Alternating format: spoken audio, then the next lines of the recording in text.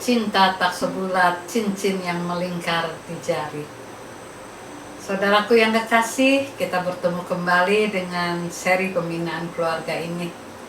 Dan tema kali ini adalah satu tema yang mau menjelaskan tentang apa yang terjadi dengan sepasang suami istri sebagai ilustrasi. Namanya Ranita dan Fernando. Ranita dan Fernando, dua anak muda yang sepakat untuk menikah dengan berbagai keyakinan bahwa cinta yang kokoh akan teguh menghadapi berbagai gelombang. Pada saat Fernando memasukkan cincin pernikahan di jari Ranita, air mata Ranita menggenang. Rasanya satu lambang pernikahan yang begitu indah dan mulia. Lingkaran yang tak ada ujung dan tak ada akhirnya, melingkar kokoh dan kuat di jarinya. Kadang-kadang pada malam-malam tertentu saat suaminya sudah tidur, Ranita memandang cincin itu dan tersenyum. Ia pikir seluruh mimpi nanti akan jadi indah bersama dengan cinta yang bulat, yang kokoh. Sampai terjadilah hal yang tidak pernah diperhitungkan. Fernando kena PHK sebab perusahaannya gulung tikar. Sementara Ranita masih bekerja. Dan Fernando yang berusaha mencari pekerjaan baru berkali-kali gagal, akhirnya memilih diam di rumah. Karena mereka sudah tidak bisa lagi membiayai pembantu, apalagi babysitter, maka Fernando dititipi untuk menjaga anak mereka Cecil. Anak 2 tahun itu mesti dijaga sebab geraknya banyak sekali. Setiap kali Ranita pulang, dia melihat bagaimana anaknya sudah dimandikan, dan Ranita merasa bahwa kehidupan mereka tidak sebaik dulu. Beberapa waktu berlangsung dan pada waktu belakangan Ranita mulai merasa kesal. Ada banyak abu rokok di asbak yang ada di ruang tamu. Belum lagi mulai ada kalengan-kalengan bir di beberapa tempat yang disembunyikan di sudut ruang tamu. Pada mulanya Ranita tidak ingin menegur. Sampai satu hari waktu dia pulang, dia melihat anaknya belum dimandikan. Sementara kaleng minuman bir itu menjadi makin banyak dia lihat. Ruang tamu terlihat begitu lusuh, dan juga asbak yang penuh abu rokok. Maka dalam keadaan lelah itu ia berteriak, "Apa saja kerjamu selama ini?" Tiba-tiba Fernando yang barangkali dalam keadaan agak mabuk maju dan menyergap dia dan mengguncang-guncang tubuhnya. "Kau wanita sombong," katanya. "Apa kau tidak bisa mengerti sedikit pun harga diriku? Ketika kau pergi keluar rumah dan aku mesti membereskan rumah, menyiapkan makan untuk anak kita Cecil, lalu kalau dia menangis aku harus menggendongnya sebab dia mencari ibunya dan ibunya tidak ada di rumah dan aku harus menenangkannya. Lalu sekarang engkau berdiri seakan-akan seorang majikan karena aku sering menadahkan tanganku untuk meminta uang saku kepadamu, bukan?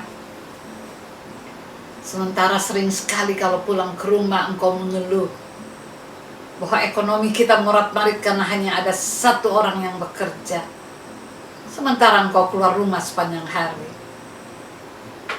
Apa menurutmu aku tidak menderita?" Dia mengguncang-guncang tubuh Ranita begitu kuat sampai Ranita terpelanting. Dalam keadaan kaget dan syok, Ranita segera merangkul anaknya dan mau masuk ke kamar.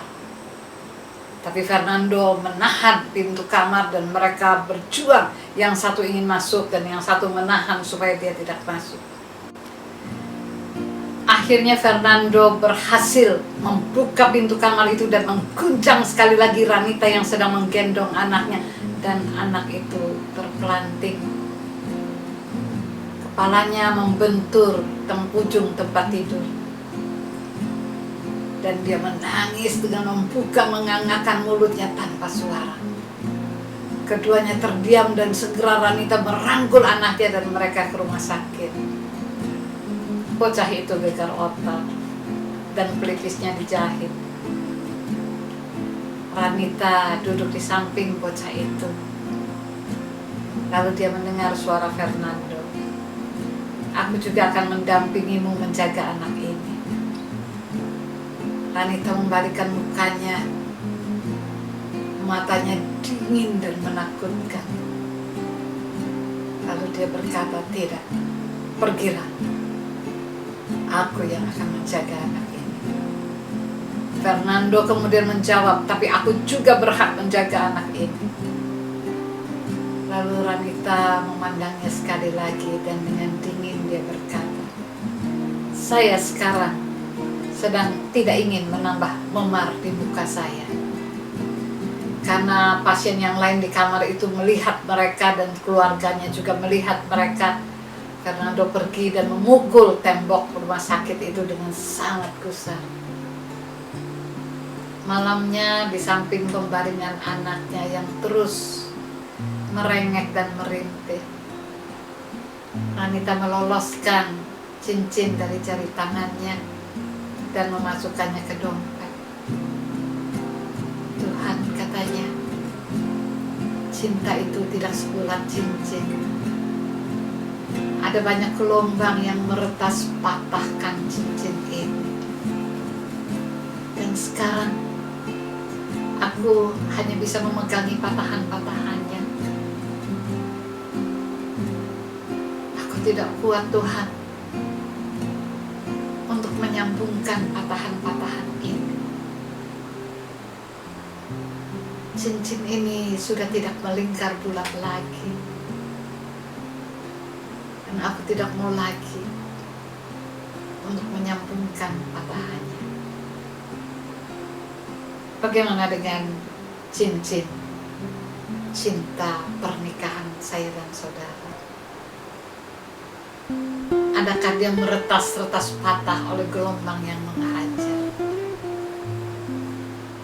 Adakah kita mengadu kepada Tuhan dan berkata, aku tidak mampu dan jangan minta aku untuk menyambungkan patahan-patahannya? Hidup pernikahan tidak sebulat cincin ini. Sebab cinta tidak seperti cincin yang tak berujung dan berakhir. Saudara, apa kita bersama-sama ingin mulai dengan dasarnya? Bukankah kita mulai mendasari setiap perjalanan pernikahan dengan satu keyakinan? Seperti apa yang dikatakan oleh Tuhan Yesus di salib, Bapa, ampuni mereka sebab mereka tidak tahu apa yang diperbuatnya. Bukankah praduga positif ini sangat penting supaya kita bisa memberi maaf sepanjang perjalanan pernikahan, atau kita dimaafkan sepanjang perjalanan pernikahan? Bukankah kita juga mesti mengingat apa yang dipesankan Tuhan Yesus di Getsemani pada murid-muridnya?